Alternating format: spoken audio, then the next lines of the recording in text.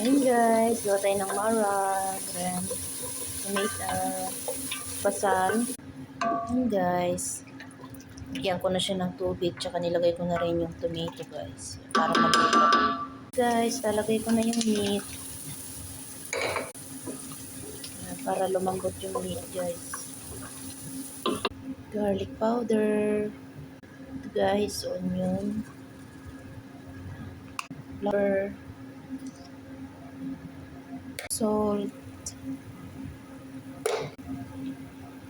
Guys, palambutin lang yung cups ng aking okra. Lalagay ko na. Tapos lulutuin ko na ito mga 20 minutes. Tapos luto na. Yan. Yan guys, finish na. Marag bamia.